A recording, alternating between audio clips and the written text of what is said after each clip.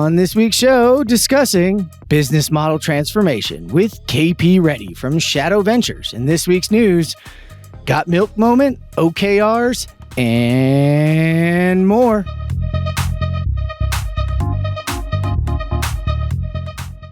All right, Jacob, I am fresh. I'm back. I'm off of staycation. It's good to see you on the first morning, man. How you doing? It's good to have you back, man. I'm glad that we're here, and this is going to be a fun one today. Yeah, you jumped at the opportunity. We got a good guest coming in with us today, eh? Yeah, a little bit of the fanboy moment here. KP wrote a book back in the day. It's been for building owners and developers, and that kind of spurred a lot of what my career was. So jumped at this opportunity, absolutely. Nice. Well, you gave it away. We got KP ready. KP, how you doing, man? Hey, how's it going? It's great, man. It's great. You know, it is kind of fun to finally have you on. We connected not too long ago. We've known each other for a long time, but it was nice to catch up and thought, man, we've been having a rap session. Might be time for an episode. There you go. All right. Well, hey, we'll have more with KP in just a second. Y'all know how it goes. We got to pause for the cause. For the last 20 plus years, I've been talking about this mind-body connection and working a lot on focusing on things like stress and nutrition and sleep and exercise and how that affects performance and how that affects longevity. We've been focusing on this peak level of mental, physical, and emotional performance. Construction in general is a highly stressful environment, and you see the stress, and you always get the "I'm fine" answer, but I always try to dig a little deeper because people say, I haven't been sleeping great, and I'm really eating crappy food, and I feel anxious, I feel depressed, I feel, we'll start to really get into those conversations and figure out what's going on. Those are the critical things people need to it's the little steps, right? You're not here to replace a mental health diagnosis, right? You're here, but there's some resources you've got that can help people kind of figure out if, hey, they might be headed down towards that one. Right, exactly. Barring some mental health diagnosis, or if you think you have a mental health diagnosis, please go seek someone out and get that help and that diagnosis. But barring just a diagnosis or you're really struggling or having suicidal thoughts, this isn't going to help you probably. But to check in and see where am I now and how do I keep from going down that rabbit hole, there's some great resources. And if you go to brentdarnell.com/resources, first there's an emotional intelligence and physical symptoms survey test. So we get your emotional profile and we get your physical profile based on physical symptoms, and we tell how your body's working, and then we can correlate those two. And if you're experiencing burnout, it will show up in probably both of those evaluations. It's free. You just download it and do it. And just so see where you are. And if burnout's the top 2 or 3 that pop up and show up there, I would pay attention and start to really look at what are you doing with stress and nutrition and sleep and exercise and daily reflection and those kinds of things that we know we need to do to keep us healthy and keep us sane and keep us on track. You've got to check in with where you are. You've got to work on balancing. It's not about the diagnosis. It's about preventing people from getting too far down the road. Like most of our construction folks that listen in, they take care of their cars. They keep them up to date. This is no different. You've got to put in the maintenance on the body, on the mind, because you're racing this car around the track, right? We're not going to change that we're a bunch of race cars out there, but we can change that we do the right maintenance, take the right time, and really check in. One more resource in there. It's the Tough Guy Survival Kit.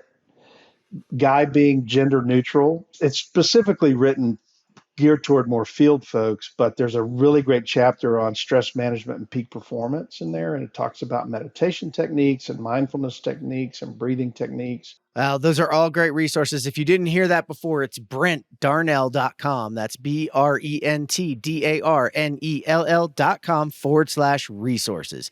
Check them out. They're there for free. Brent, thanks for joining us on this pause for the cause. Hey, we're back on YouTube. Check out youtube.com/@the ConTech crew. And I am going to give a shout out because I have been seeing people sign up and subscribe. So way to go. Thanks for doing it.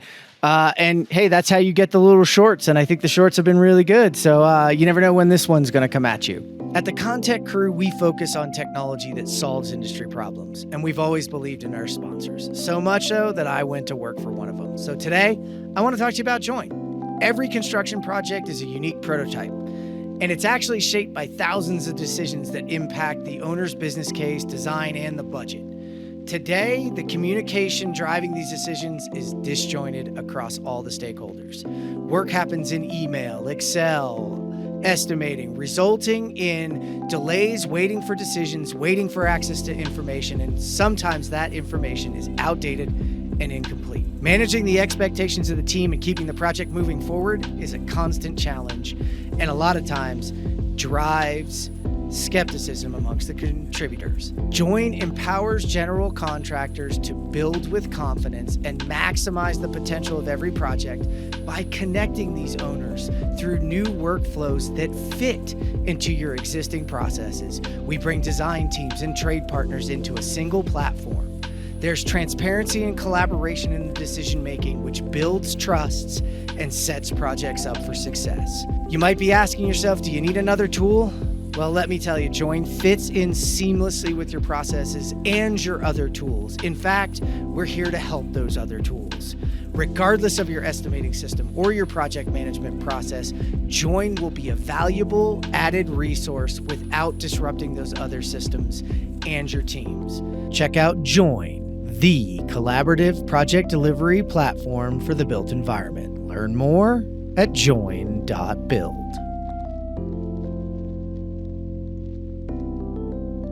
All right, we are back. So, KP, for those that don't know your history, know how you got into this world, give us a little background, get people caught up, man. Yeah, man. Sure. Happy to. Been around for a minute, so it's I'll try to be not so long-winded about it.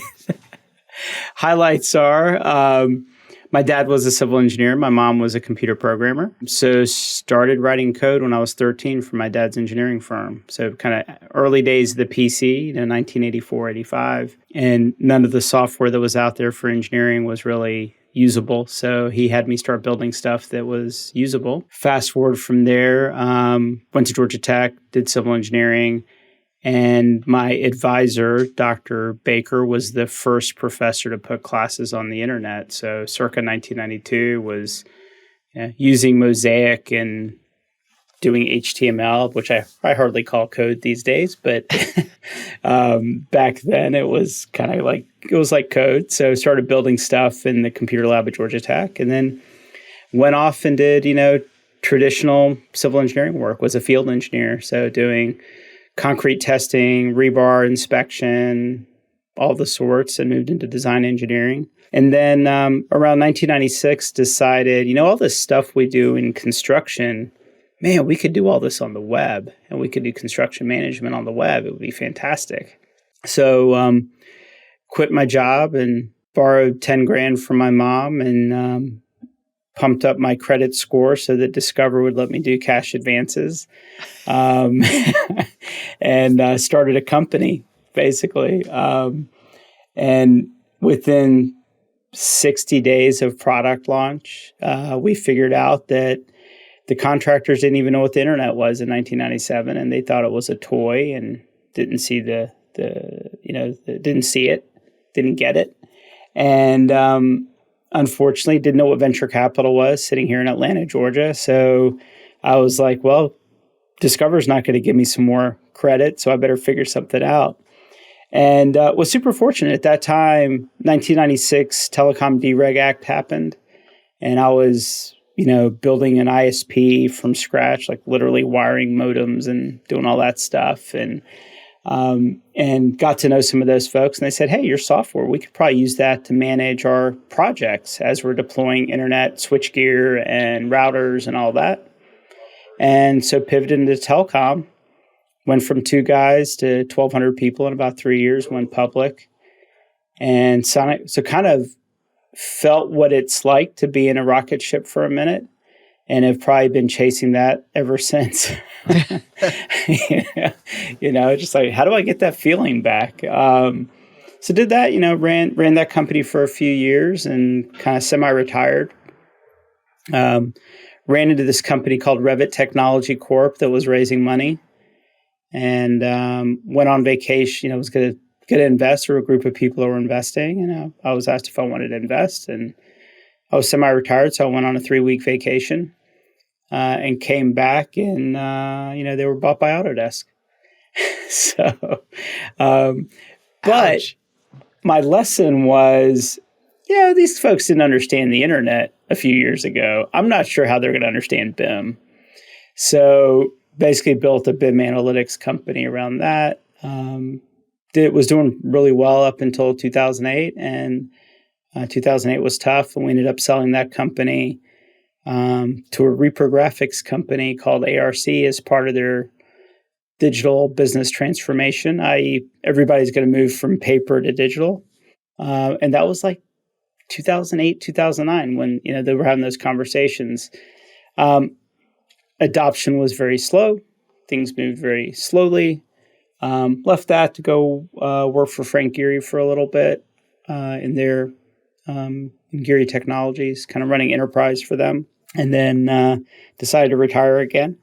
So took a couple years off, got recruited by Georgia Tech to run their incubator. And so sitting there working, it was fun. That's when I decided I didn't want to run a company anymore. I really just wanted to invest. It was just a lot of fun helping entrepreneurs do everything, iterate their businesses, help them raise money, all of it, just being kind of the super mentor for them. And then started investing a little bit, which about that time, I started getting phone calls from engineering and construction companies and architecture firms saying, KP, these startups, how do we invest in them?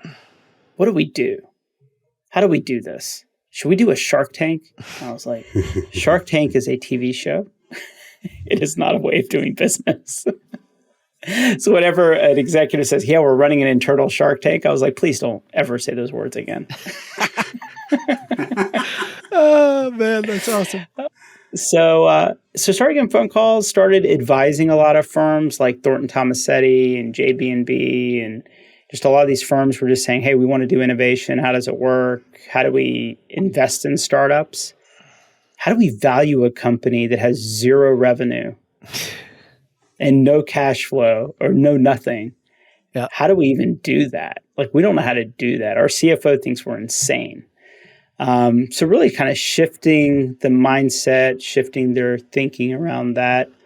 And so helped for a few years doing that kind of work. And then they all kind of came to me and said, hey, why don't you do a fund? Like, why are we sitting here writing individual checks? And so that's how we kind of launched the firm was, let's do this. Let's go get all the people that care to write checks, and we'll deploy sufficient capital into ideas that are interesting.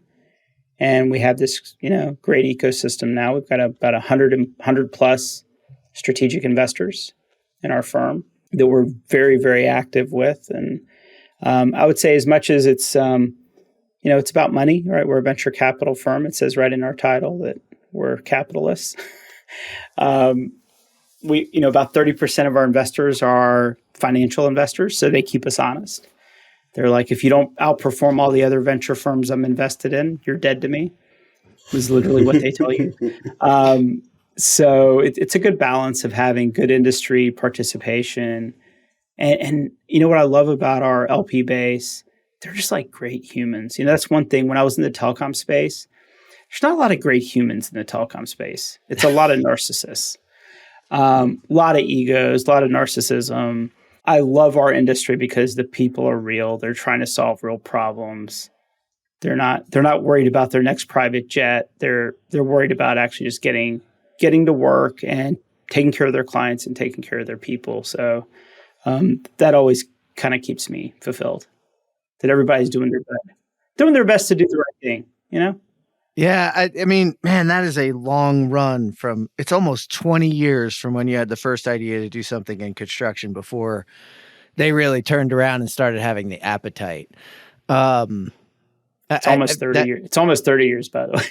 Yeah, I mean, we're getting there now, right? I mean, when you got back in, but it's 30 years, man. It's my life's work, man. Try to explain that to people. It is, and it's a slog. It wasn't. You got one rapid, but I think the rest kind of took a little time, which I think we kind of are all getting used to in construction and construction tech. But you have 100 people who created and invested in the fund. Tell me what, from your perspective, a venture capitalist, especially in construction tech, does, like a venture capital fund does. Mm-hmm. Yeah, so we collect money from other people. We evaluate startups in the space, and we define a thesis. Here's the type of things that we invest in. I try to be so communicative on our website, on LinkedIn, about what we like, what our thesis is. And that's one thing I try to really give good advice to startups. If you're going to pitch a VC, really, really understand their thesis and also understand the type of companies they've invested in. And if you don't fit, do not waste your time. We're kind of an engineering analytical bunch, right? It has to fit. It's not good, bad, it's fit. And I do all that, and I still get movie scripts sent to me. So it's like, where does it say I invest in movies? That's amazing. So part of it is you define a thesis and you go to your investor base and you say, look, this is what I want to invest in. So what I've said is I want to invest in disruptive technologies, in the construction and real estate space that are going to transform the industry. And we're going to invest in pre-seed and seed stage. And these are the types of sizes. We tend to write $1 to $2 million checks. We tend to invest in companies that have a pre-money valuation of $4 million to $20 million. And I try to advertise that as much as possible. Coming from the entrepreneurial side, I take I'm super respectful of entrepreneurs. I've been there. And I think there's also a book that you guys wrote a book called What You Know About Startups Is Wrong. And it's really about my journey, like almost dying, like just all kinds of stuff, just that founder journey. So I'm super respectful of their time, maybe so much more than even they're respectful of their own time. And so I just try to be so transparent. I book 30-minute meetings. In the first 7 minutes, if I don't see it there, I'm like, hey, I'm going to give you back 23 minutes of your day. Some of them appreciate it. Some of them get pissed off. They're like, what do you mean? I had 30 minutes. Like, okay, sure thing. But that's the job, right? So we raise money from other people. We meet with startups. I meet with about 10 to 12 a week. We get about 50 inbound a week. We due diligence them. I'm happy to talk about what that entails. And then we take that money and deploy it. And we get paid for managing the money, a management fee. And we get this thing called carried interest, which is basically if we invest $1 million and the company turns into $101 million, we get 20% of the net $100 million, right? So that's how we really get paid. Management fees are really just to kind of keep the lights on and that kind of thing. You don't really make a lot of money. So we make money on successful startups exiting. Now they have to exit, right? So we're not looking for dividend bearing type companies, like cash flow. It's funny, like when people say VCs, like, you guys don't like cash flow. It's like, no, we don't. Cash flow means you're not investing. The better use of that money is to take it out and put it somewhere else than actually invest it in the business. So if you're telling me you're sending me cash, you're saying I'm better off putting money into a 4% CD or the stock market than your own company. That's what that signals to me. Versus if I put it in your company, you can deliver 5, 10x my returns. So it's definitely like a different sport, right? I tell people, you guys ski, there's cross-country skiing. There's lots of skiing. Everybody thinks they're skiing. That's what financial services is. I'm like downhill skiing. That's what I'm doing. So, either I'm going to stick the landing, or I'm like that guy from Dating Myself, Wide World of Sports, that goes off the end into the woods, right? That's kind of my life. It's one of those two things. I know that you guys kind of look into two different sectors, and it's really the construction tech and then the prop tech. Is there one that you guys seen be more invested or more more fruitful? Yeah. So, we use these terms because everyone else uses them. We're not a big fan of the terms, right? If you ask me, we invest across the the asset life cycle, right? So develop, design, build, operate, manage, and then redeploy sometimes, right? Recycle. So we look at kind of that asset development. That's how we look. So we don't have a ton of bias. We think, I have a strong belief that one of the major things that plagues our industry is there's the CapEx people and the OpEx people. There's the people that want the building built on time, on budget, and hopefully it meets the expectations of the operator. Then the operator sits there and worries about operational expenses without any, and those guys sit in silos, right? So a lot of what we start to think about is if we have a company that's really focused on kind of design process, how is that data? How are they going to grow into the build cycle? And how are they going to go from build into operate and manage? And I think technology is a great equalizer around connecting these silos. And so I think that's kind of how we approach it. Like I said, every time people say PropTech, I like spit up a little bit. Yeah. I just hate all those terms, right? So, but unfortunately we live in a time of hashtags. And if you can't hashtag it, then people don't know what you're talking about. So I'll play along.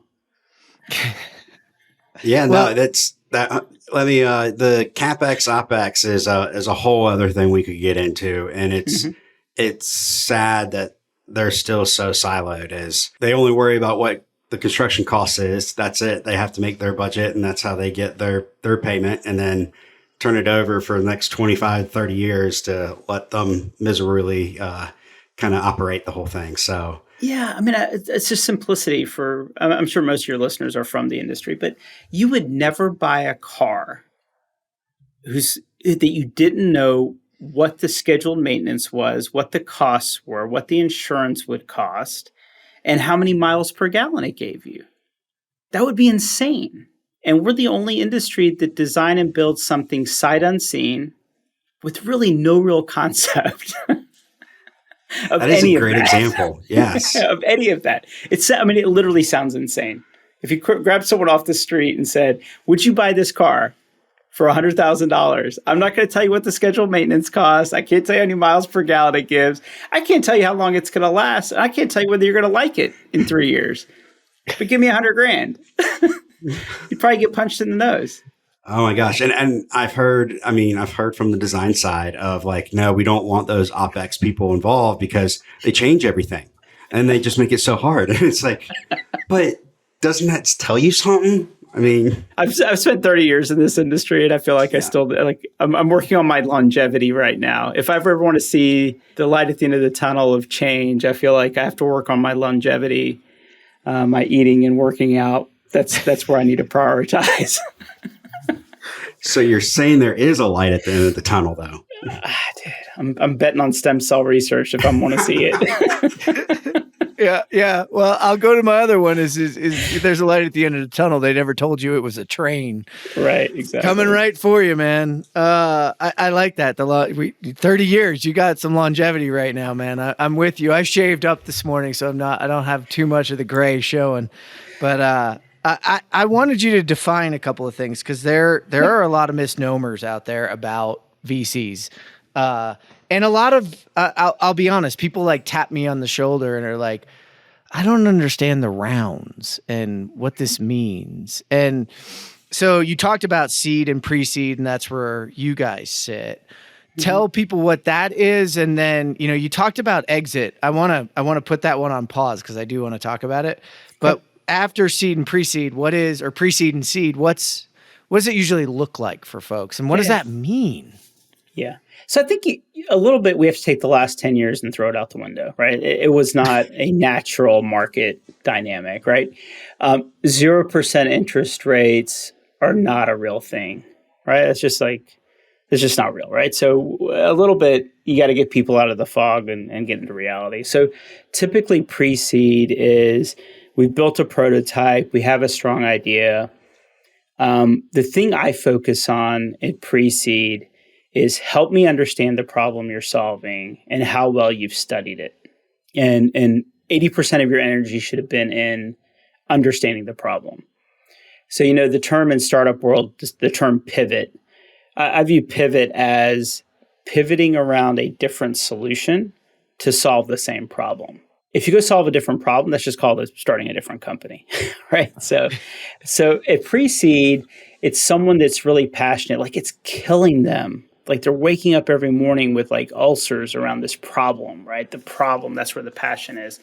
And they're iterating to understand what the solution may be. That's what we look at pre-seed. So they've really defined the problem. Because understanding the problem and doing the research, you guys can do that nights and weekends. That's not go raise a round of funding. Mm-hmm. So show up to me with like, KP, this problem, like it's just driving me insane. And we think it's a big enough problem, right? So there's lots of problems in the world. They have to be problems that are worth solving, that create value, enough value, like billions of value, right? Okay, got a good problem. And here's our ideas on how to solve it. So pre-seed funds are typically used to iterate around what the product might be and to start to understand product market fit, i.e., I built a great product that no one wants to use. That's not helpful, right? So you start to iterate around that. And then generally a seed round looks like you've really understood the problem. You've narrowed the solution sets. You probably have a prototype of sorts that now you want to take to market. And you probably have a high level of product market fit, but you don't have product customer fit yet, right? The market understands it. Customer still isn't sure how to buy it. Like, I'm not sure how this fits in my process maybe. So some of those iterations. So that's kind of the seed monies for that. One, bolstering the product, being able to sell it. And then back to, maybe the car analogy, the pre-seed is I've got some pretty drawings and stuff, and seed is I've got 4 wheels, an engine, and some brakes and all. And then Series A is I want to upgrade the motor.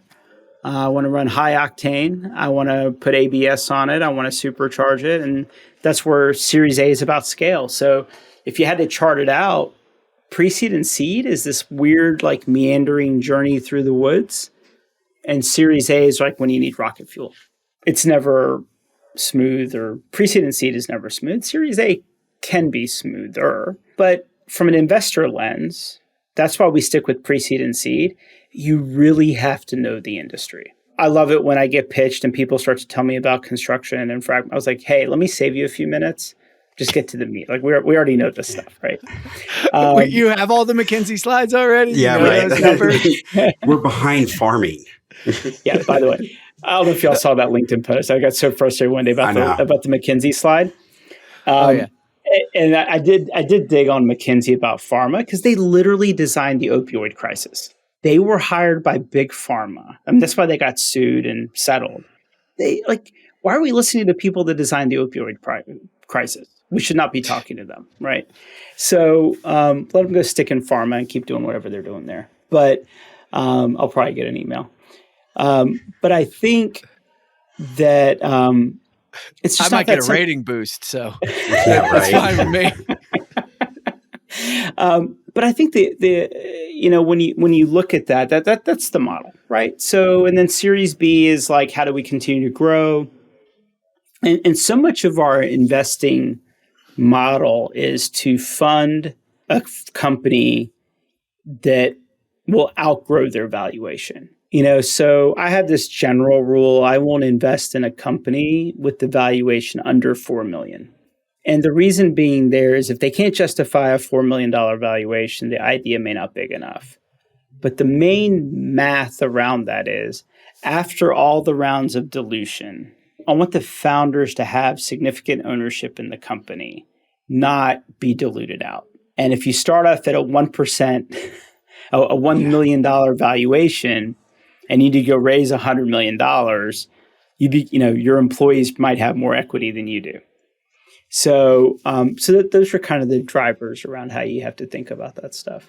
So I want to talk about exit then. So that's sort of the path, and we could dive into all the things that founders and everybody in the organization goes through from the beginning to A and B. And I like that you drop out the last 10 years because I've been trying to explain that there's an A round and then you hear a B round and a C round and a D round. And I'm like, are we just adding, is this just the alphabet soup of investment? Like, this is crazy. Yeah. What does exit really mean? I think there's this like, I don't know, it's almost like a taboo subject amongst, and we have, I don't know, last math was like 3,500 to 4,000 construction technology companies. They're not going to go IPO. There's a lot of exits. What does exit mean? So one thing is exit by definition does not mean a positive outcome. Going bankrupt is an exit as well. Mm-hmm. So outside of the negatives and the positives, an exit can be selling the company, which is very common in our industry, which I am a little bit anti. And I can dig into that if you'd like. But it is delivering a liquidity event to the founders, employees, and investors is what an exit is. Liquidity can take shapes. Generally cash is great. IPOs are fantastic. SPACs are dumb. They've always been dumb. They're probably the most unregulated Ponzi scheme that exists. Like a lot of things. And which, by the way, I've yet to understand. There were VCs that were doing SPACs. I don't understand how you can be a fiduciary and even do that stuff. And sometimes it's stock for stock, right, on a merger. But generally, the stock you're receiving has better liquidity than the stock if Autodesk buys your company, God forbid, and don't ever sell to Autodesk, if you are truly mission-oriented, never sell to Autodesk. Hopefully they're not a sponsor. But we're unsponsored, really. Okay, we got good. our own, but Good. So, they're going to trade your private company stock with their publicly traded Autodesk stock. You probably have to sit on it for a year due to regulatory stuff. But then you can actually just go into your brokerage account and sell it, right? So you're trading risk for liquidity at an IPO. Okay. So is a Series A funding, since you guys don't do that, would that be considered an exit out of Shadow Ventures? No. There are times where we have the opportunity to take chips off the table, but generally an exit is a full liquidity of the cap table. Okay. What you're describing is sometimes it's called a secondary offering. So it's not that uncommon. You start getting into a Series B, Series C, and especially employees that have been with you for 5-6 years and haven't been able to come up with the down payment for a house. The follow-on investors will actually let them sell some of their stock. I mean, they want them to keep enough to still be incentivized, but they'll let them take a little bit of liquidity, or the founders for that matter. All right. So explain a SPAC, because I know people listening aren't going to necessarily know, and I'm a little confused on it. So what is that? So a SPAC is you're a promoter and you go raise $100 million with the idea that we're going to go $100 million in a publicly traded vehicle that has no operations. And you're going to go raise all that money and you're going to go acquire a company that you have not identified yet, because under the rules, you're not allowed to identify it. And for that effort as a promoter, you're probably taking 10 to 20% fee structure on that. And so you raise all that money and then you go buy a company and then you rename the SPAC to whatever that company name is. So now they're a listed company. You basically trade out this shell company with a operating company. And generally all the promoters and all take their money out at the announcement, like as soon as its announcement, and all the people that invested in it have to hold on to their holdings for about a year.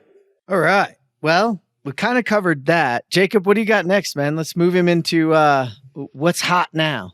Let's hear about some of your guys' investments. And do you guys have anything that you've hit lately that you're just really excited about, or anything that has had a really good success story that you can just kind of bribe about? Yeah. We play a long game, right, with our startups. So, it's hard to really talk about, this was a home run.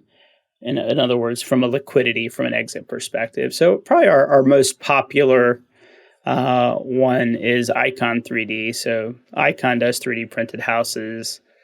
We invested super early. And I think the last round they did was at about a $2.5 billion valuation. So I think I described our investment suites sweet spot. So you can do the math. So it's been a win. Yeah. Yeah. It's been a win for us. Still no exit, but we'll see. I think they're in good shape to do that. Since then, the companies that I think are really, when we talk about business transformation, Aren.ai, they're one of our machine learning AI companies, computer vision companies. So you can fly a drone around a bridge. It'll create a 3D model automatically of the bridge. It'll identify all the cracks in the bridge. It'll run finite element analysis of the cracks of the bridge structure to understand where to prioritize your repairs. All in minutes, right? All in minutes. So they've perfected the bridge, which is like the hardest because dimensionality, materials, like there's a lot to it that they solved for. But now that same technology, they've quickly applied it to building facades, roofs, pavements. So you think about pavements, especially if you're out in an airport, how do you inspect the cracks on an airport runway? You probably have a bunch of guys walking it. Well, they can't walk it during the day because it's kind of busy. So then you have guys with little miner's headlamps walking around in the middle of the night, right? So instead, these guys fly a drone straight up. It takes a shot of all the pavements, and it runs analysis on the number of cracks, types of cracks, the impact of them, and can run all the analysis and say, okay, here's the condition, kind of a pavement condition assessment. I think I got a great use case here in Charlotte for roller coasters. So if you want to bring that up here, Jeff, I don't know if you've heard that, but Carowinds here was operating a roller coaster that had a nice clean break in one of the columns. And a Instagram photo, somebody saw it. Mm-hmm. Yeah, they were videotaping the car coming around, and that thing moves probably a good 8 to 12 inches. And just glad they over-engineered that then. So that's a super interesting one. And then we have some that I think are really trying to understand data. We announced one of our companies, Local Logic, this morning. They just did a Series B back in the world of, that they do a Series B. That doesn't mean that we got any money out of it. It means that they signaled, they were able to raise money at a higher valuation than we put in. And we were kind of seed investors with them. So they just raised $17.5 million. They're interesting in that they're a data play. And so when you think about how we think about land use versus a asset type, if I'm an apartment developer, I'm looking for apartment sites. And that's what I do. I run around and look for apartment sites versus if I could load a piece of property and tell you optimally what type of asset you should build on it, residential, hotel, whatever, based on a ton of data, demand data, like in terms of demographic data, demand data, everything else, and then extrapolate that into the future. Because maybe it's not great for retail right now, but in 3 to 5 years, based on all the data we're seeing, it's going to be a fantastic retail center. So really kind of flipping how you think about land use and the type of asset that's best fit for that land use. And they're crushing it, especially as people think about, if you're an asset owner and you own 100 retail centers and you need to understand in 15 or 20 minutes, how should I repurpose those? Because maybe they're underperforming. You can use Local Logic to do that. Yeah, that sounds fantastic. You can really evaluate, especially given what we've seen happen and the changes that are occurring and what we can't predict is going to happen. I wouldn't say future proofs it, but it allows the future to continue to evolve really quickly. That's a powerful use for, and what does that mean to construction teams? I think so if you're listening, what that means to you too, is that it's faster decisions to get, I wouldn't call it shovels in the ground necessarily with the retail spaces and how you redo them. So it's TI improvements and, changing it out, but on the land use, it's, shovels in the ground. And part of what construction has to do consistently is get shovels in the ground to continue to make money. That's how we fuel the business. So I think anything that drives a good decision that way it's a great move. Yeah. And I think the most interesting play, we've been pretty quiet. We're starting to be less quiet about it. So, I have this, the entire theory is incumbent software companies or incumbent technology companies have zero incentive to innovate. The CEO of Autodesk, Procore, whoever, their number one job is to convert revenue to earnings as efficiently as possible. That is their job. So not going to beat them up for doing their job well, right? They're doing their job well. What that does is it leaves very little room and very little incentive for innovation. It leaves them zero incentive. Like, why would I invest more in my product if the customer is going to pay me the same? So the incentive driver is, and you know what? That's just business. It's not, like I said, it's not a personal attack. I'm sure they're fine people. But that's the business, right? They're doing their job well. In a startup, that is not the job. The job is to create massive customer value early on, continually earn your seat at the table, continually innovate, continue to be a design partner with your customer. Like, that's the job. It's a different job. And it's my job to fund those opportunities. So we have a company called JetBuild. JetBuild is construction management software. It's probably the only construction management software that you can go online and procure and get going, like, right away. You don't have to talk to a sales rep. If you want to, I'm sure someone over there will talk to you. I don't know if we have sales reps right now. Like, we don't need them. Customers come on, they get going, they pick the modules they need. We're not shoving modules down their throat that they don't need. It's priced in a way that it's very approachable, and it's 100% modern tech stack. So there's no question around like, oh, how do we integrate? How do we custom? Like, it's just very straightforward. And most recently, they launched their drawing review module, and they're crushing it. Like, they have people that are buying their platform just for that. And if you ask them, well, why are people using it? Well, that big company that bought that small company, PlanGrid, they kind of haven't kept up, right? They buy it, and they, once again, they're doing their job well. They buy it for an amount. They need to get their ROI out of it, which means they have to pull the cash out of it, which pulling cash out does not mean we innovated. So we're super excited about them because they're making a ton of progress. They're getting a ton of customers. It's all product-led growth. You're not going to see email campaigns for them. It's all like been word of mouth. And they like it that way because they're like, what's great about word of mouth is we can actually spend time with customers when they have questions and have new feature needs. We can actually build them. We can actually execute on them.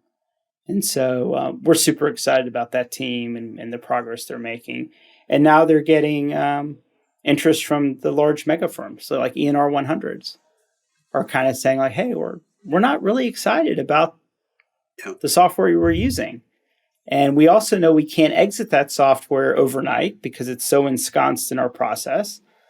But maybe we start using you guys with our tenant improvement group or with our warehousing group. So it's super interesting. It's super interesting to have an industry so big that's really just generally unhappy with all their software providers. It's wild, but it is the innovator's dilemma, right? If they're doing their job right, the others come along to disrupt them. That's how it's gone in business, and it's how we've moved forward from the beginning. So it's not like you said. It's not a condemnation of any of them. This is how business works, right? And it's up to JetBuild and others to come along and try to innovate and disrupt them, do things differently. So, and I will say that the way you guys are talking about it and the way that you've even just propped up these companies as the slow burn, right? The ability to let them grow organically with these initial rounds is really nice because a lot of times we see them have to go get traction right away. That word of mouth would not be okay. And that's good because, in the age right now of marketing through emails, 50% of my emails I delete a day is just random marketing emails that just hit my email. I don't read them. And so it's nice to hear that that's becoming that way that they're growing. And especially then that means that their product is good too, because word of mouth is they're consistently getting good reviews to the next person.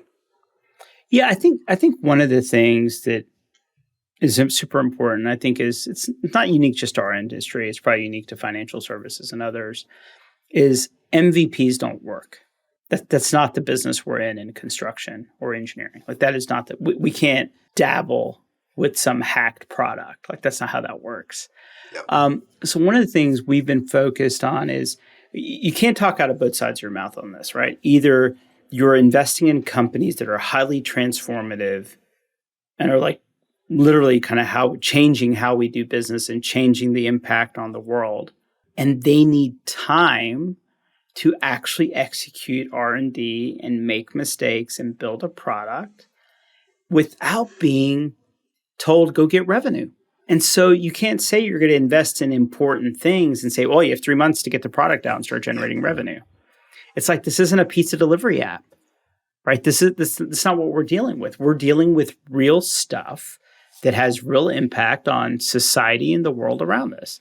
Oh, go get it done in 3 months. Like that's nonsense. So our strategy has been overcapitalize these companies early on, give them plenty of room. Don't hire salespeople. Don't hire marketing people. And if you do, this is one of the funniest things that I tell people. I can be fairly aggressive. I tell people your first sales hire should be salary only. And they're like, what do you mean, KP? Well, this should be commission only. We can't afford.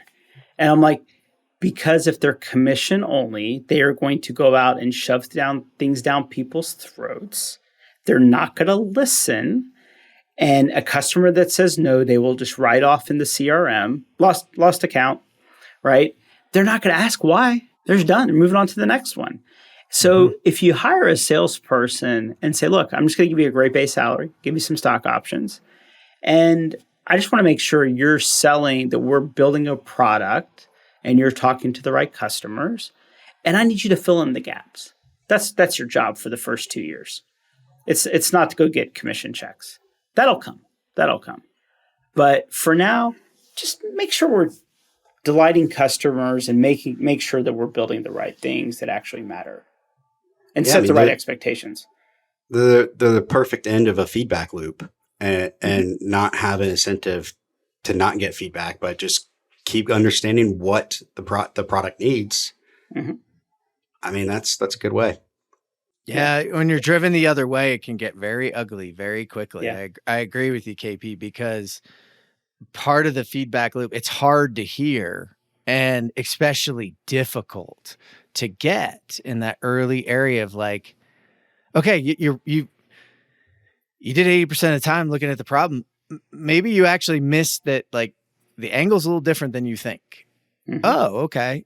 But if you don't have that feedback loop and you get a win, then it's like, okay, these are the things we need for that win. And it's like, well, you're building something from the wrong perspective necessarily. Mm-hmm. You're building it from that I'll buy it perspective. And you don't even know when they buy it, if it's really right for them in the long run, right? Like it's one thing to say, oh, like 3 years later, yeah, that was the right one. We should, replicate that a lot, give them that time. But I'll be honest, that's pretty rare that you get that kind of time. I'll give you a good example. We invest in a company called Constructin.ai. So they do construction progress monitoring using computer vision and ML. As you know, there's several companies that have come before them. And I had the opportunity to invest in every one of them. And I passed on every one of them. And the main reason was they were too focused on revenue. They weren't focused on a product that worked well, that did not need human intervention. And this is like, once again, you don't get to talk out of both sides of your mouth on machine learning. In order for machine learning to work, what do you need time for? You need time for the machine to learn. Yeah. Right? You have to feed it data sets. You have to iterate. That doesn't happen over a weekend or during a hackathon. It takes time. So all the ones that came before them were so focused on revenue that now they've turned into glorified services businesses. And that's like why one of them that exited kind of just everybody got jobs, quite honestly. But you never have the patience. It's like, run, run, run. You got to sell something. Well, guess what? When you're solving real problems, the customer says yes.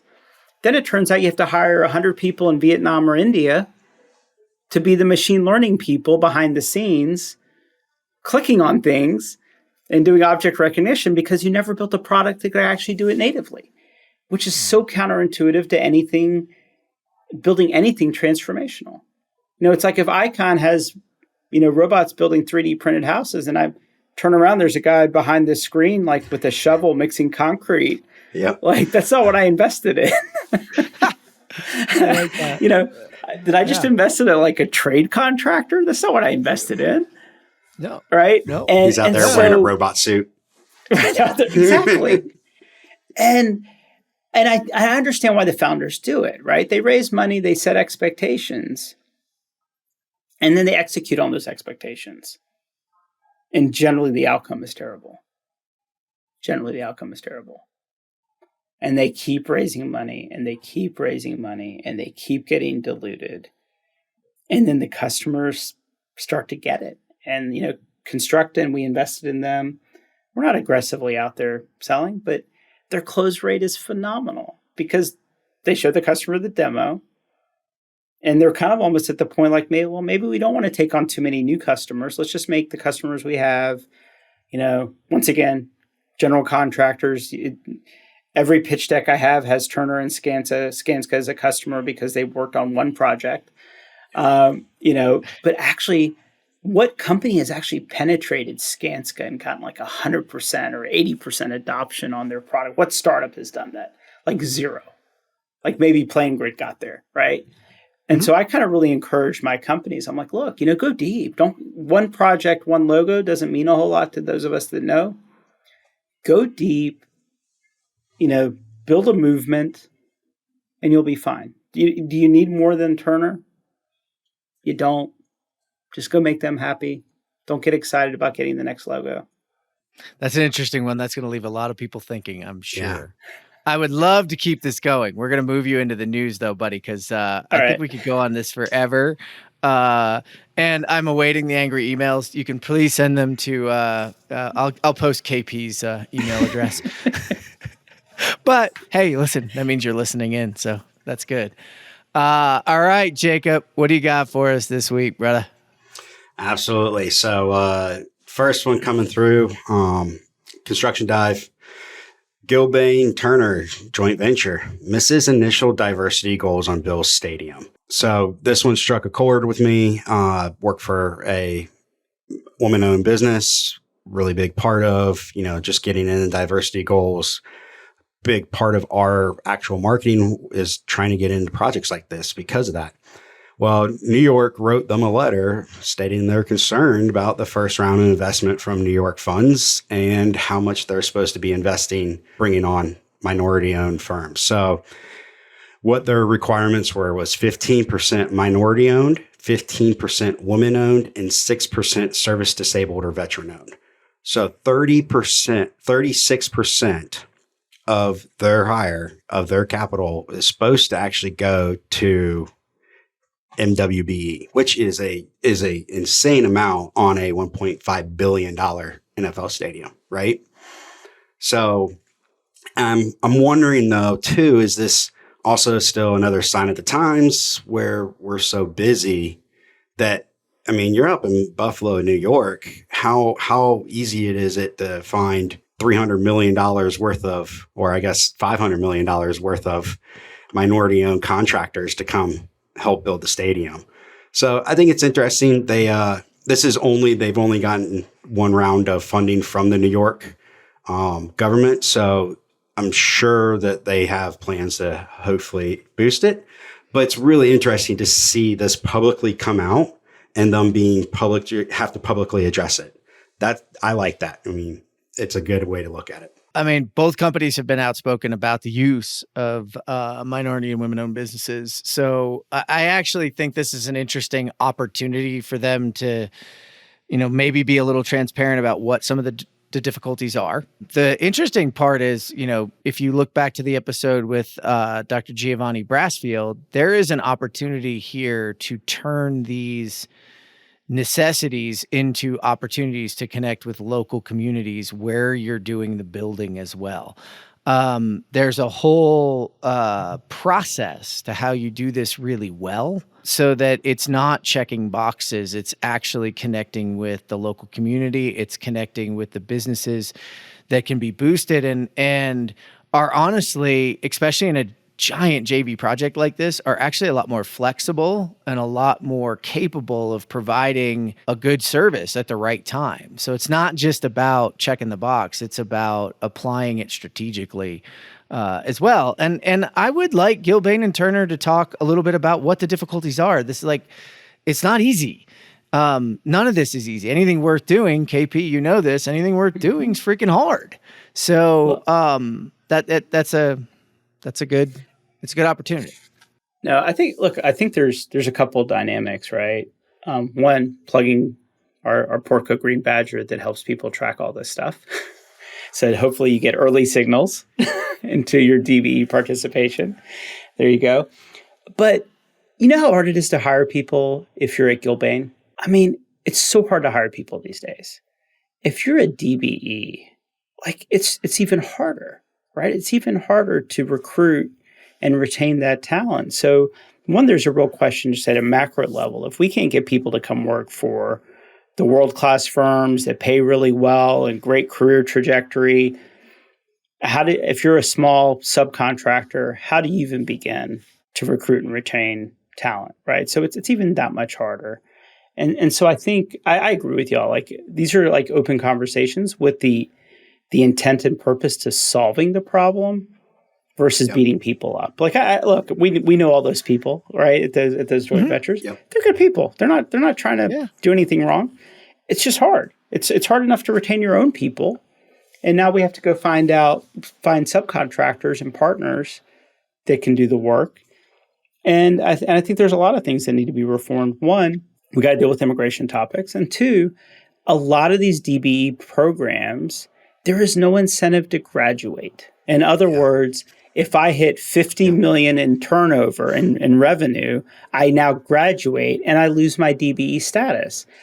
We haven't raised, if you look at at inflation and all the math we work with, I'm not an expert on it, right? This is just from me running programs at the city of Atlanta. That I guarantee you those graduation hurdles for a construction company where you're no longer a DBE have probably not been raised in a long time. Yeah. Mm-hmm. And so I think there's this weird disincentive. I met with the firm the other day. I think the number's like 15 million or something for their category. They're like, we don't want to do $1 over 15 million. We lose our market advantage. Yeah. Yeah, and that's the letter of the law, not the spirit, right? That's the difference. And I think, Jacob, it was you to give Turner and Gilbane. I think it was Turner that you brought a couple months back where they shut down a job site over some issues aimed negatively. So these are great companies, great people doing great things. It's just, you're right. We have new conversations to have, new challenges, new hurdles. So I think this is something, and especially in the world of social media and how everybody, everything's in the open, it's seen. I agree. Is 36% too high of a requirement? Like these requirements that are created, ESG requirements and prefab requirements, there's very little data backing those requirements. They're kind of a lot of times just like, let's throw a number at the wall and see what sticks. So where did 36% come up from New York of this is your requirement for MWBE firms? Is it too high? Is it actually sustainable, especially in an area like Buffalo, New York? I mean, yeah. Here's what I would tell you. I know where that number comes from. It comes from how much money they got from the government. Right. Right. And so if you were put in that seat and say, hey, we're going to give you 36 million for you to have 36% participation, would you say, well, that's not realistic, only give me 20 million? No, but I'm wondering, I can hit 20%, only give me 20 million, right? Yeah, the government. Yeah, where did the government come up with that number? Because it's straight from Erie County And they're the ones that wrote the letter and everything. So when they proposed that, said, we're going to give you this, where did they, I mean, you just came up with a number hoping that they're going to get there. Well, was that really realistic? And now it's all public, but I see it a lot with ESG and like prefab also. Yeah. I'm sure somebody got some votes out of that. Yeah. Oh yeah. So what else next you got, one, not going to hate on KP for the self-promotion of his company, because I have an article here that's unlocking the power of digital twins, maximizing success with OKRs. It's on the building design and construction site, and it's done by a very, very smart guy named Jacob Dalbora. I just wanted to do a little self-promotion here, put out an article, basically very short read, but it's a good one. It's about digital twins, but it's actually aimed at owners of what can you start measuring to get to that, like that place that you need to be, instead of, hey, this is what it is and this is how cool it is. But where are those OKRs that you can start putting together and actually understanding where that value comes from? And it doesn't actually have to be a digital twin OKR. It's more in the construction. How do we get this collaboration that turns into data coming over to my OpEx side? So put that one out there. Building design and construction, push it quite a bit a couple weeks ago. So see how it comes out. And Jeff, did you get a chance to read it? First, you got to say, I got to have you define what's an OKR. We can't do the acronyms here unless we tell people what they are. It's objective and key result. So it's a different way of monitoring value and success versus ROI. So this is what I like is we say a lot of things in this industry. We want to do X. We want to do digital twins. We want to do progress tracking. We want to do, I don't know, all these things, but we don't say, hey, measurably, here's how we're doing. What's one of the hardest things in our industry is like really adoption and getting penetration with that. KP talked about this before, with some of the startups. It's like, it's not about how many single projects and how many crazy logos you have. It's how deep and measurable have you gone in any of those one areas. And that's what I like that you did here is you came to fostering collaboration. Okay. When you put that there, at first I was like, oh, Jacob, I'm going to have to come yell at you. But then you put in there, increase the adoption of the tool by X, conduct cross-functional meetings, promote, you started to put some guidelines, started to put some standards around it that are then measurable. Why? Because the first measure, you're going to be way off. You're going to be like, wow, we put in this collaboration tool and 5% of people use it. Freaking great. This is not working.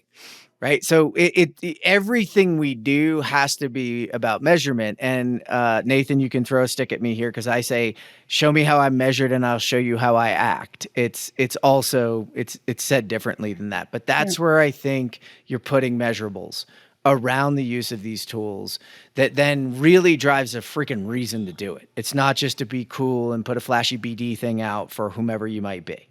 So KP, I'm interested on unlocking some of this and what it means to you. So one thing just for the listeners, OKRs have been around, but the book to read, I highly recommend it. I recommend it to everybody, is John Doerr's book, Measure What Matters. And a lot of it is him walking through what he implemented at Google in terms of OKRs. Like he showed up to the table and deployed kind of the OKR concept at Google. So it's an easy read, as far as like, if you're going to deploy OKRs, go read the book first, understand what they are well. So it's a great book. And it's one of those books I hand out to my founders all the time. What's great about OKRs, it's not your typical kind of metrics and measurement. So like at a startup, I don't ask them questions about like revenue and margin. Like those are all like scaled business questions. It's very OKR driven, and it's a good way to do things. It's you're measuring things, but to John Doerr's point, you're measuring what matters, and that can sometimes be measuring things that you can actually, tracking and measuring things is an important aspect, and sometimes people just measure the wrong things. Yeah, and Within the article, it does. It goes through what OKRs are, talks about John Doerr and his methodology with it. Definitely go read the book, because getting into it and how OKRs are meant to be open, they're meant to be shared. That's where how you justify against each other. And then also it's not necessarily a all or nothing. Like OKRs aren't meant to be 100% hit. So it's a new way of thinking about it, where you're not Ricky Bobby with you're not first, you're last. So Yep. I enjoy OKRs very much and how they get deployed, especially in a company. If you're trying to build culture and younger generations, they will respond better to OKRs than goals and KPIs and KPIs, things like that. yep. Yeah, KPIs, OKRs versus yep. KPIs are, I think, a far better way to go about it, because you can have some objectives that are relatively measurable, but you put a KPI to it, and we had the sales conversation earlier. If I put the KPI as how much of your salary you're getting, of your commission. Yep. That's an interesting KPI, because that might not be an objective I wanted to reach, because I might be selling poorly. So there's an opportunity to measure that.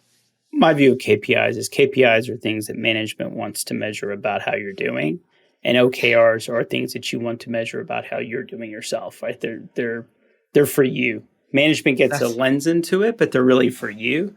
And KPIs are for somebody counting beans. I like that, man. That might have to be your clip, man. KPIs are for bean counters. OKRs are for people trying to make a difference. I like it. All right, Jacob. Well, I am going to take over here. I have an interesting one because, well, we couldn't have a show unless we talked about generative AI. But I thought this was really good, and it's a super easy read and listen for everyone. But generative AI could raise global GDP by 7%. And this is a Goldman Sachs article that I think does a really good job of really calling out, there is a lot of fear around, our jobs being replaced and people losing work and us having this problem. And consistently, that's not been the outcome of innovation and change in technology. And I don't think it's going to be the same in AI. I think AI is going to continue to create jobs. One of the cool pieces I caught out of this that, just a nice stat, I love a good stat, is 60% of us do jobs today that didn't exist in 1940. So look to that history. We have a lower jobless rate right now. We have lots of opportunity. And I think AI is going to allow people to do new occupations, to continue to drive more of jobs that pay better, right? We can automate a lot of things that are menial tasks that folks shouldn't really be spending their time on. And I think a lot of what, we see the investment sector in is investing in that area and really bringing that up. And, here's an interesting one in there that, AI currently outpaces and does better on tests on the MCAT and the LSATs than humans do. And everybody's like, oh, that's actually just it answering questions. It's really good at that, right? It doesn't tell you how to apply that or how to use that knowledge or how to do anything with it, right? It quickly tells you that, you have a tomato. It doesn't tell you not to put it in a fruit salad, right? Like tomato's a fruit, right?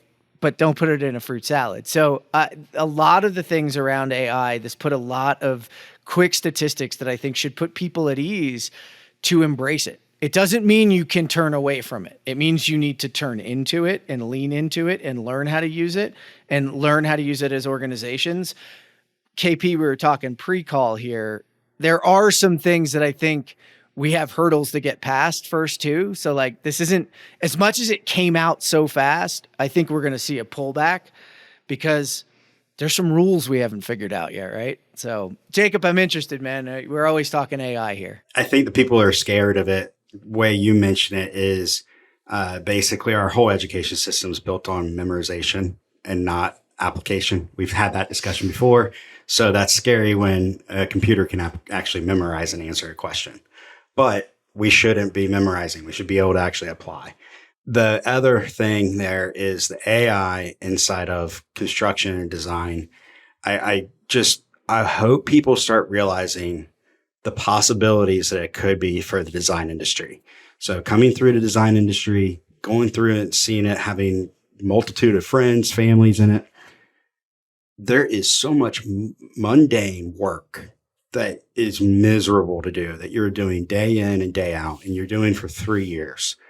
And this idea of retaining talent, growing talent, if we could just automate that, if AI could really play the part and build these, sets of documents without the necessity of having to do it over and over again, there's so much more we can do and more we can grow within the design community to actually get that done. Versus right now, it's you ask an architecture kid and came out of school, and the first thing he did, and he'll tell you, he drew bathroom details.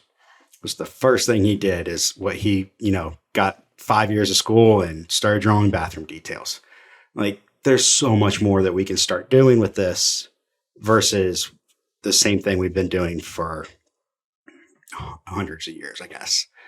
KP, I know you got some thoughts on AI. Yeah, I think, look, foundationally, it's the next iteration of technology, right? We took papers and libraries and put them on the web, right? So then we had content on the web, and then it was too much to track down. So we got search engines, and the search engines got better to help you find the information.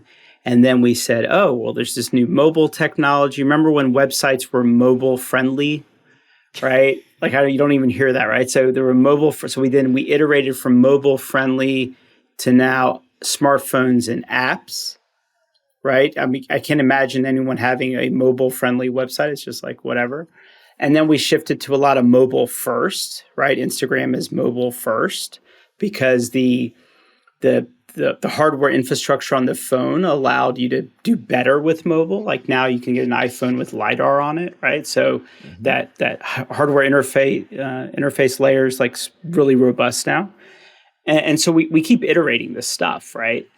And when we look at AI, a lot of it is just an iteration of that same technology. So now instead of, look, by the end of the year, all this AI will be embedded in the tools you love, right? It'll be in Excel. It'll be in Word. It's going to be in It's just going to be there. So for many applications, AI is just going to be an enhanced feature set. The best AI you don't know it's there, right? When you start typing out on Google and it finishes your thought and you're like, how did it know? Right? That's been AI, right? That's been AI. Yep. And it's magic and it's fantastic, right? It's a little creepy too. But I think you're going to see that kind of thing, those things happen. I fundamentally believe our industry, if we did not have BIM and drones, we'd be in even worse shape right now in terms of hiring generation. I was telling my 21-year-old, you're really into drones. You could fly drones professionally for a construction company. He's like, no, you can't. What are you talking about, Dad? I'm like, no, you can. He's like, they'll pay me real money to fly drones? I'm like, yeah. So now I took a kid with an industrial engineering degree that might actually be interested in construction versus no, you're going to walk around a job site and have calipers and look at and measure steel and rebar all day. That sounds like fun. So I think to your point, we'll continue to evolve. And, I think construction's in a fantastic, because we have such a hiring problem. This could actually get people interested, in our industry and pull them in. Beyond that, I think, we heard the same conversation with BIM. Oh, I'm not going to use BIM because, then my architects won't know how buildings get put together. And I'm like, well, that's funny because if they actually used BIM to put the building together instead of as a drafting tool, they'd probably learn more there than just using it as a fancy drafting tool, right? So I think a lot of these, the new Copilot technology that's coming out, I do think, there's a flood. I've seen 100 companies that are like, oh, we can do generative AI to do renderings or something. It's great.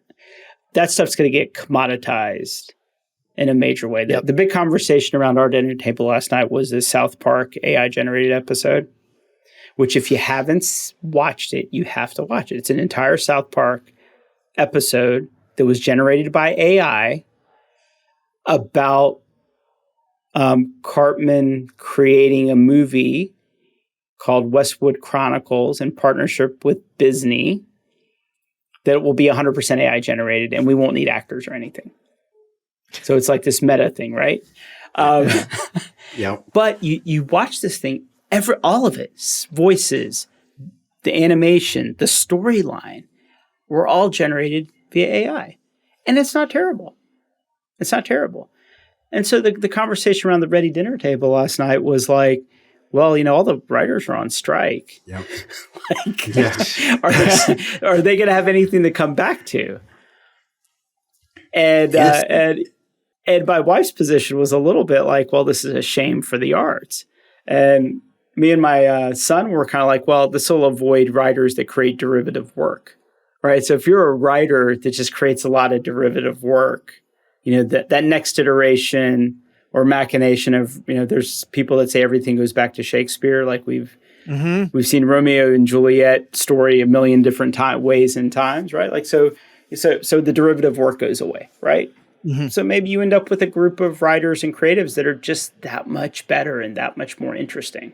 I think that's the powerful piece of it, is that it does open up people who are to more creativity. It does. And, we've had this LinkedIn discussion about this a couple of times. It's not the end of construction document companies. It's the end of construction document companies that thought that that's what they do. The ones that provide more value are just going to leverage it to do these things faster. And, people who thought derivative work and just making it modern was their job, man, that's probably not true. They're going to have to be more creative, but I think they're going to be able to be more creative faster. And you hit on something, because I did this on purpose. My next article is from CNBC, and it's the iconic American hard hat job that has the highest level of open positions ever recorded.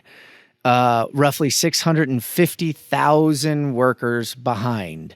And it's slowing construction projects from residential homes to infrastructure to hospitals. There's a lot of reasons for it that we're here. But there's some really unique ways to solve it. KP, you talked about it. Right now, if it wasn't for drones and BIM, and the derivatives of BIM, we'd be even worse shape.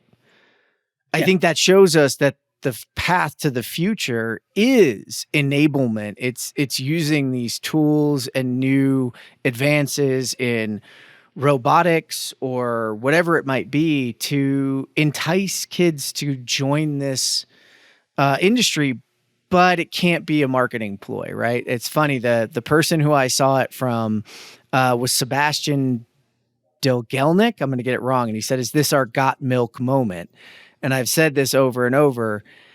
It's our got milk moment only if we're actually drinking milk on the other end and eating our own dog food. We're actually innovating. We're actually changing the culture on construction job sites. We're changing the way we design, implement, and use tools. And we're not just doing it on a project here and there, marketing it, and then bringing them in and handing them a clipboard and some calipers, to your point, KP, and saying, now go walk around this site and figure it out, and kicking them around. It's got to be, we've got to do something different. I also believe that, Jacob, you kind of mentioned this before, our education system hasn't changed significantly in a very long time.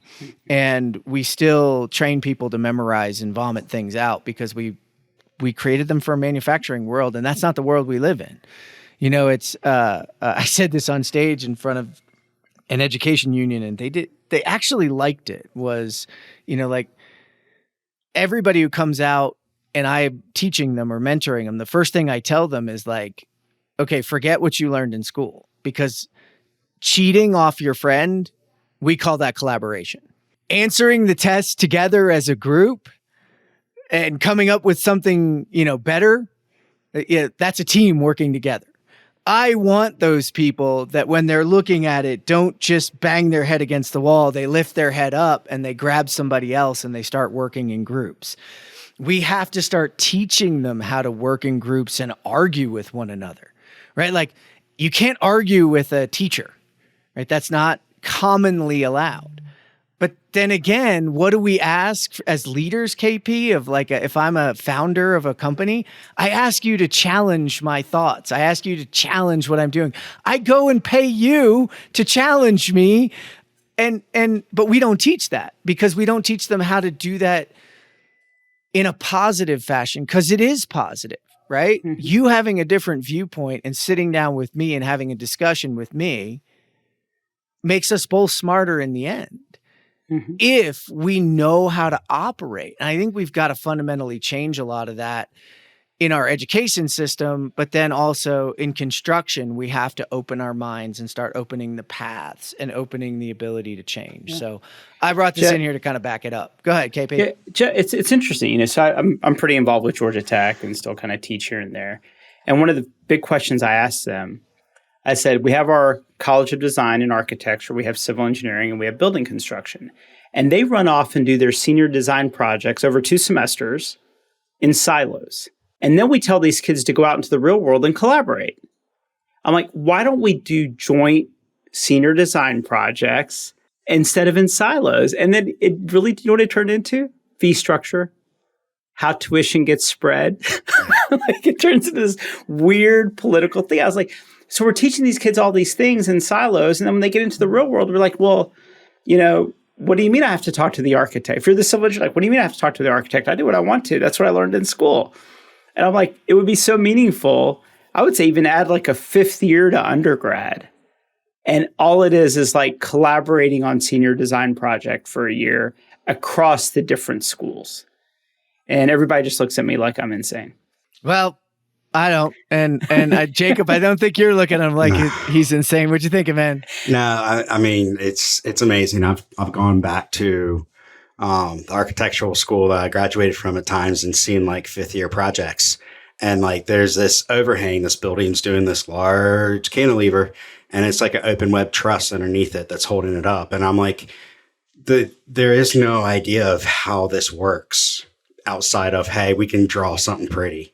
And I'm like, we got to get away from these silos that we have within the education, especially, like you were saying there. I mean, it'd be so much more if they actually understood how a full process worked. Because even do first semester as design, the CM, team has to sit there and do pre-con. And then the second semester is construction, and the design team has to do CA. And it's an idea of how this should be going.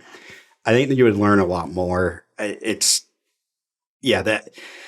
That education system is something that I've always had an issue with on that. But, Jeff, with the your article, I kind of feel like, it's almost like all the BIM people are going to stand up and like put their capes on now. Like, we're here to save the day.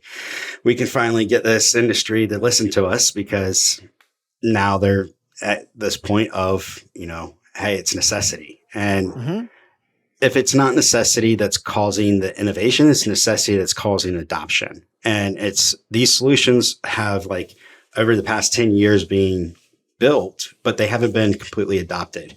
And I'm really excited to see what takes off now as huge adoption across the industry.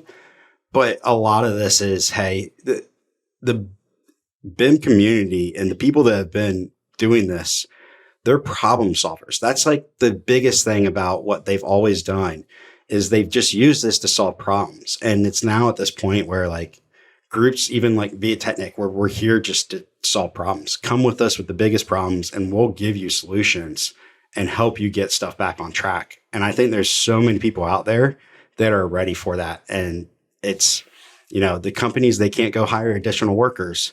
We have to find the problem solvers to come, help us out. Yeah. We got to find the efficiencies. Well, with that, we got to wrap it up, man. KP, thank you so much for joining us today, man. Absolutely. It was fun. Yeah, it was great having you. It's been too long, and hopefully it won't be too long before we talk to you again, man.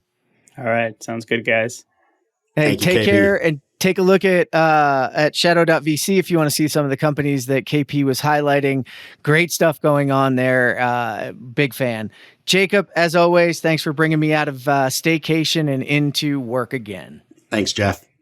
Hey, appreciate it.